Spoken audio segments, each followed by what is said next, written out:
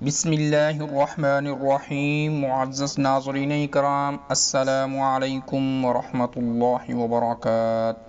حضرت دانیال علیہ السلام ایک دن ایک جنگل میں چلے جا رہے تھے کہ آپ کو ایک گنبد نظر آیا اور اس میں سے آواز آئی، دانیال ادھر آ۔ دانیال علیہ السلام اس گنبد کے پاس گئے تو معلوم ہوا کہ وہ کسی مقبرہ کا گنبد ہے۔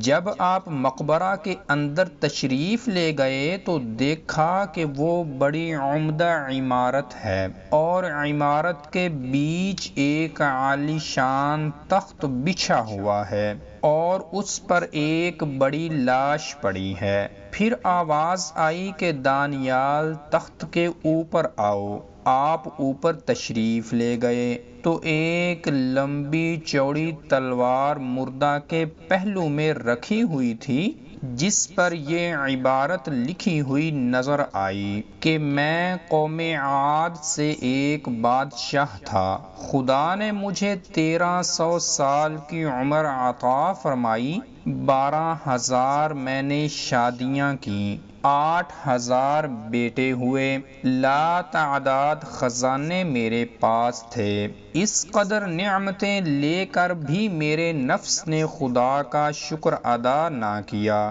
بلکہ الٹا کفر کرنا شروع کر دیا اور میں خدائی کا دعویٰ کرنے لگا۔ خدا نے میری ہدایت کے لیے ایک پیغمبر کو بھیجا جس نے ہر چند مجھے سمجھایا مگر میں نے کچھ نہ سنا۔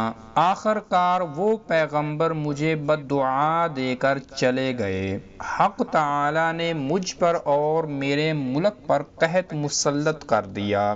جب میرے ملک میں کچھ پیدا نہ ہوا تب میں نے دوسرے ملکوں میں حکم بھیجا کہ ہر قسم کا غلہ اور میوہ میرے ملک میں بھیجا جائے۔ میرے حکم پر ہر قسم کا غلہ اور میوہ میرے ملک میں آنے لگا، لیکن جس وقت وہ غلہ یا میوہ میرے شہر کی حد میں داخل ہوتا تو وہ مٹی بن جاتا اور ساری محنت بیکار جاتی اور کوئی دانہ مجھے نصیب نہ ہوتا۔ اسی طرح 7 دن گزر گئے۔ میرے قلعہ سے لوگ اپنے بیوی بچوں سمیت بھاگ گئے۔ میں تنہا اپنے قلعے میں رہ گیا، سوائے فاقہ کے میری کوئی غذا نہ تھی۔ ایک دن میں نہایت مجبور ہو کر فاقہ کی تکلیف میں قلعے کے دروازے پر آیا تو وہاں مجھے ایک شخص نظر آیا جس کے ہاتھ میں غلہ کے کچھ دانے تھے جن کو وہ کھاتا چلا جا رہا تھا۔ میں نے اس جانے والے سے کہا کہ ایک بڑا برتن بھرا ہوا موتیوں کا مجھ سے لے لے اور یہ اناج کے دانے مجھے دے دے، مگر اس نے نہ سنا اور جلدی سے ان دانوں کو کھا کر میرے سامنے سے چلا گیا۔